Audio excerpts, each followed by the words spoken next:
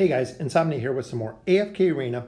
Today we're looking at hero typing, and this is actually the 5th installment of the guide. So every hero in the game has different classifications beyond the generic tank, support, damage dealing. Very imperative step to formation construction, which is what we're going to be getting into very, very soon. I believe after this I have one more hero typing video. Video does not include every single hero in a given category. Because there are so many heroes, we are really looking at the more significant one. So making sure you know your heroes, making sure you know your opponents, looking at their skills, looking at their signature item, really seeing what they can offer and where they are going to fit into the team comps.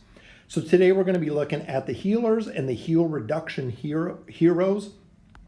So the first one that we're actually going to get into is, of course, the only support class for the Maulers, which is Nemitsu. Nemitsu has a rejuvenating totem,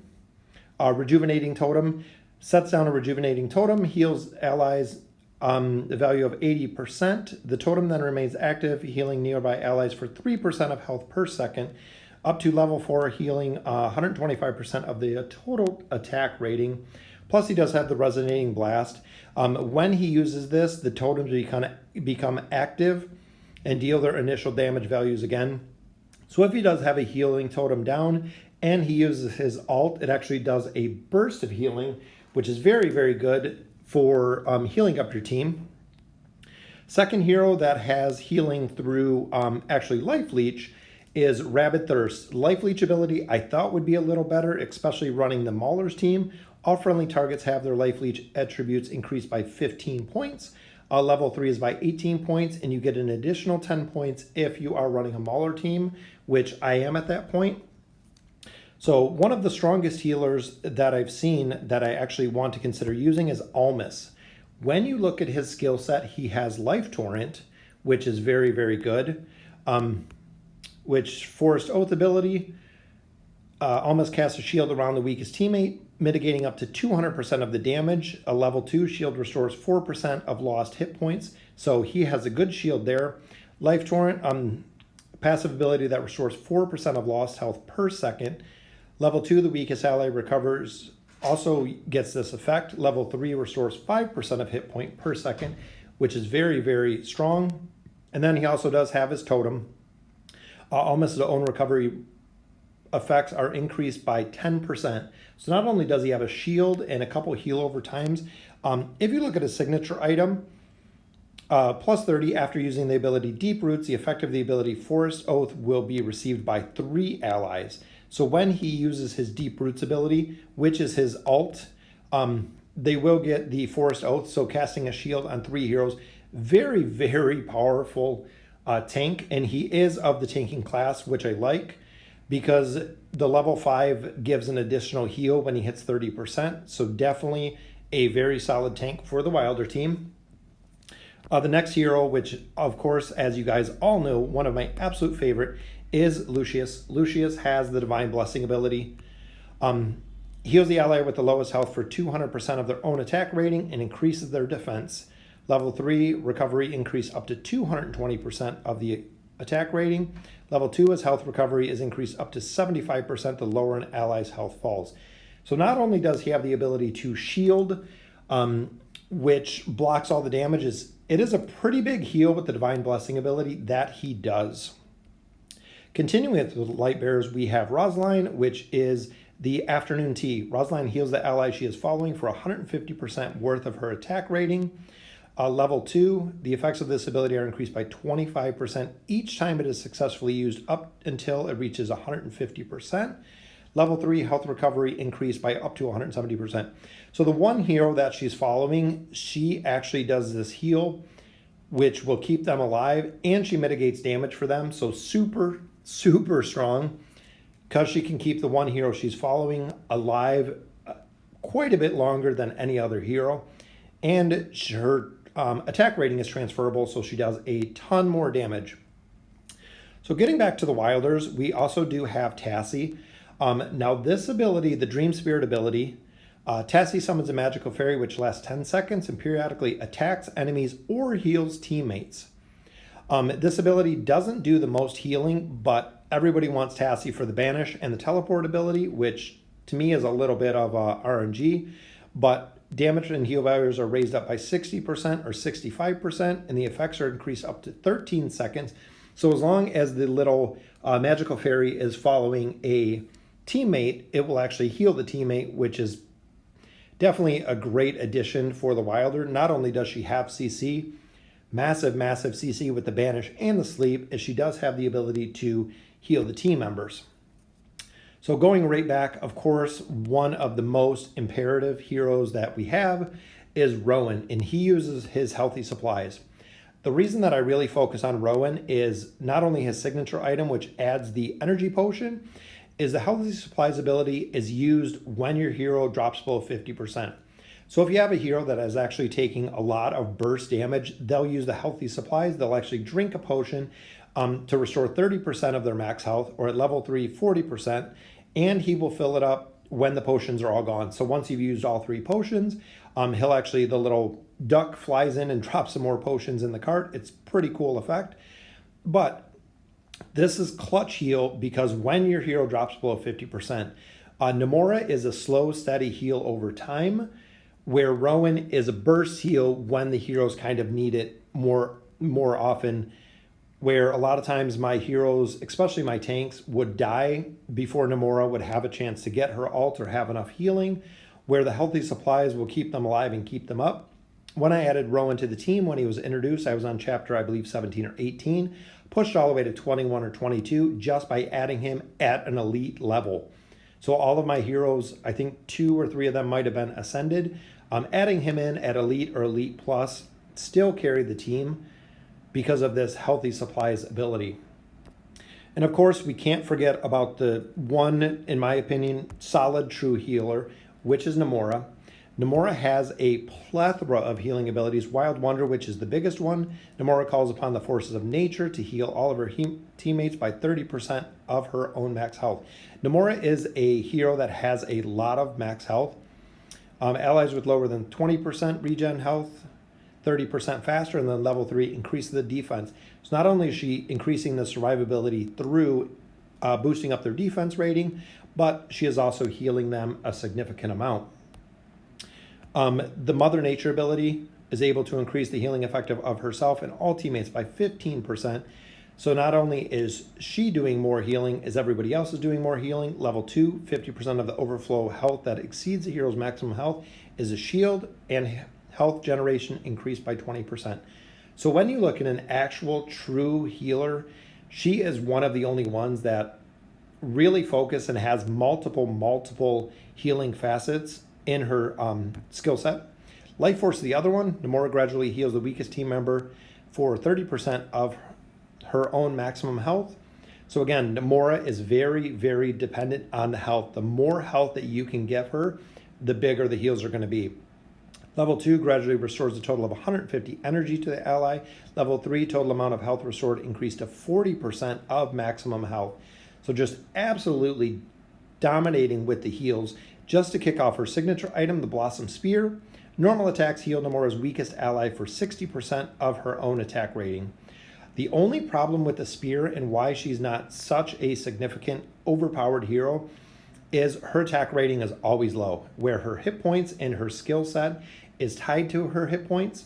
The Blossoming Spear is tied to her attack rating, where the attack rating on her is usually pretty low. But when you do get the signature item up, plus 20 is 90%, plus 30 is 120% of attack rating. Plus 10 is the healing effect is raised by 75% if a critical strike occurs when using a normal attack. So again, with her skill set, focusing on getting her health and her attack rating up. That way, when she does attack, she is going to be healing the weakest ally, which is very powerful. And of course, the last 2 healers that we have to talk about are the twins. The twins use the Grace and Unity effect.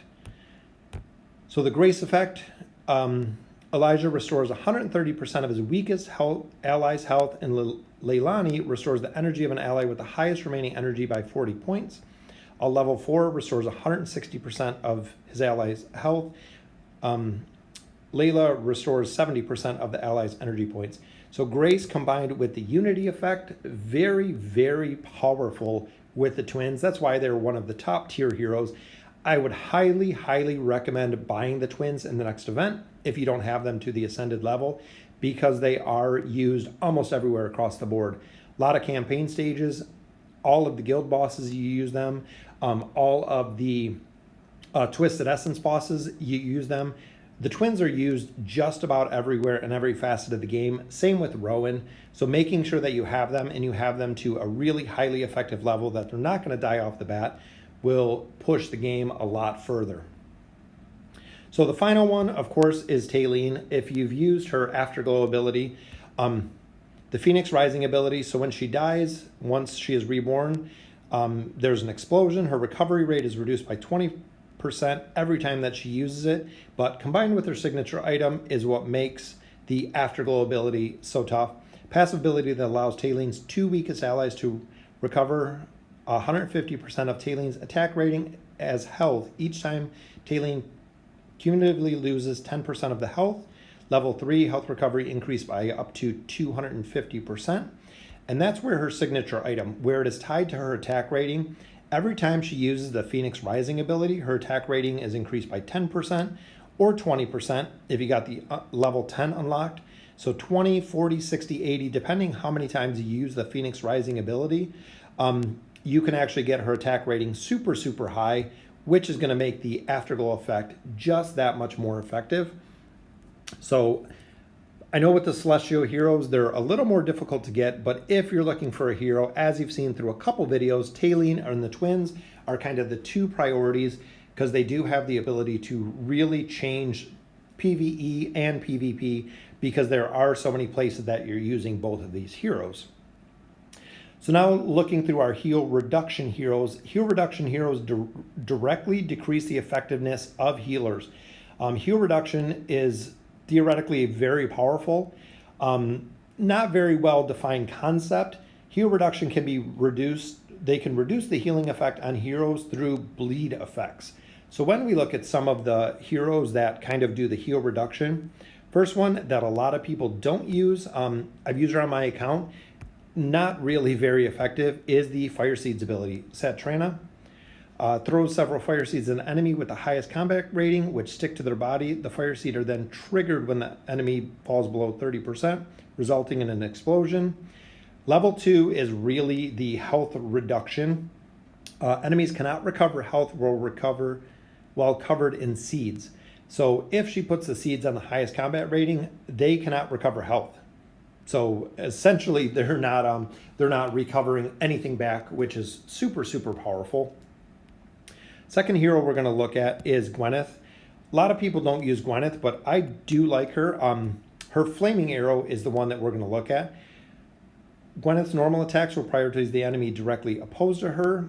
Gwyneth's normal attacks have a 60% chance to become a flaming arrow. The flaming arrow deals 220% damage to enemies on impact and causing them to burn for 5 seconds.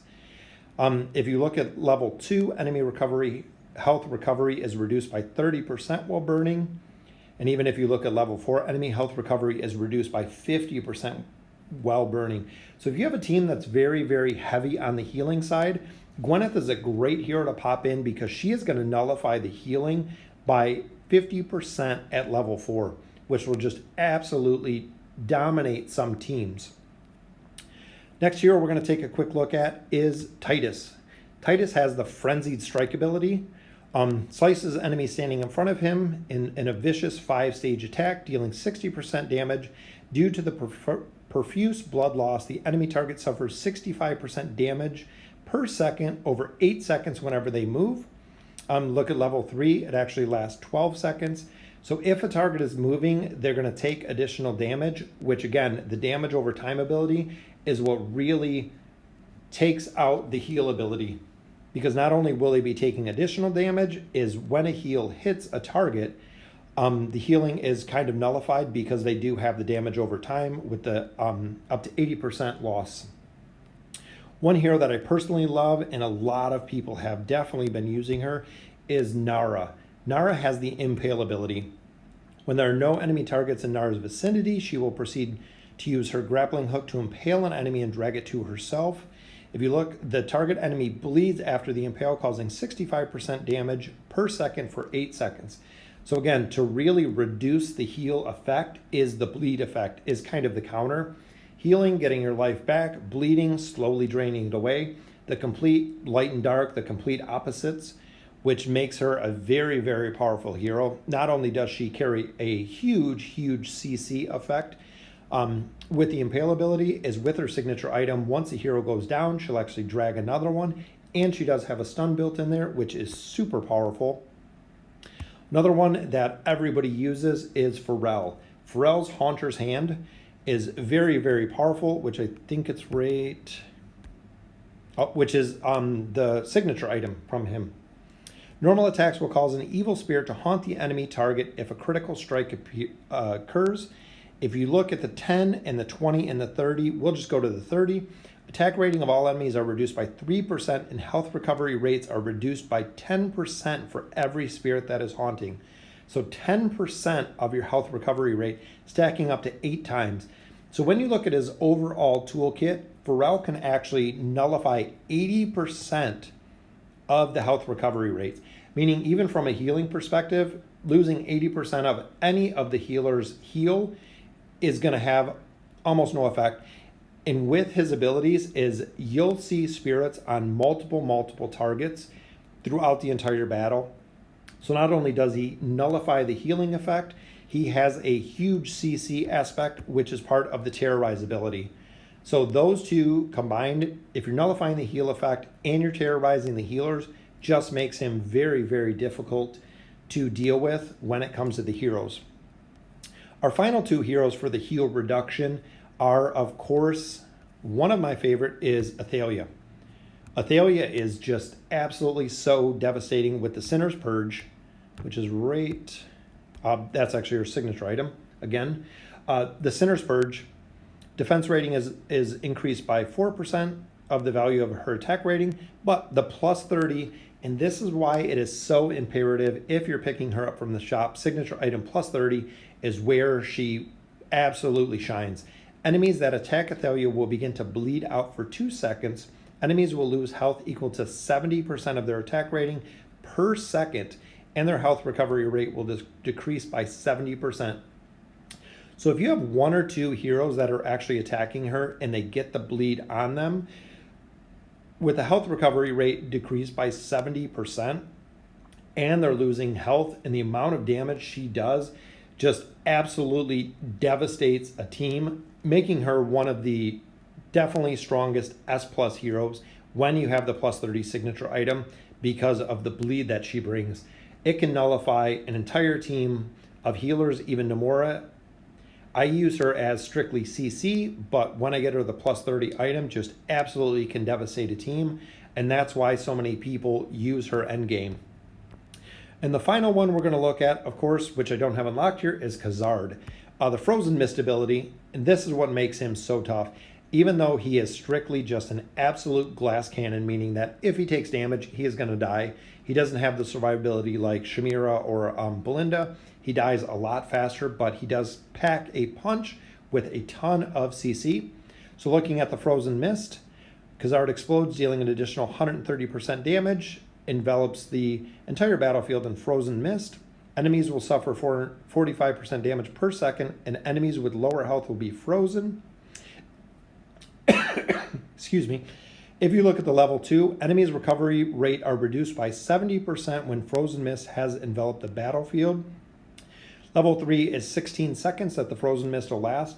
So if you think about that, so in a normal minute and 30 second battle, probably minute and 27 by the time your heroes get out, if he's doing frozen mist for 16 seconds, and during those 16 seconds, the health recovery rate is reduced by 70%, any team that has a healer is just going to be absolutely devastated.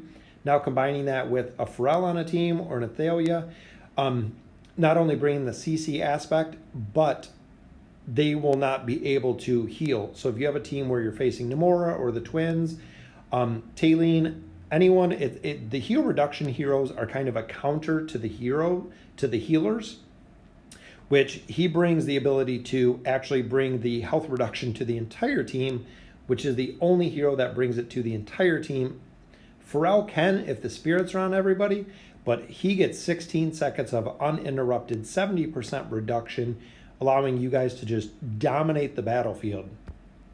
So today, in summary, we covered the hero typing of the healers and the heal reduction heroes. Again, when we get into the formation guides, you'll see where this makes a little more sense, kind of ties it all together, because the healers and the heal reduction heroes are kind of the counter of each other. Making sure when you're fighting combats, when you're fighting PvP, you know what the heroes do and what their classes are. So let me know in the comments what you think. This is the 5th video in the series. I believe we have 1 or 2 more, and then we'll get into the formation guides. So let me know in the comments what you guys think of the guides. And as always, thank you for watching.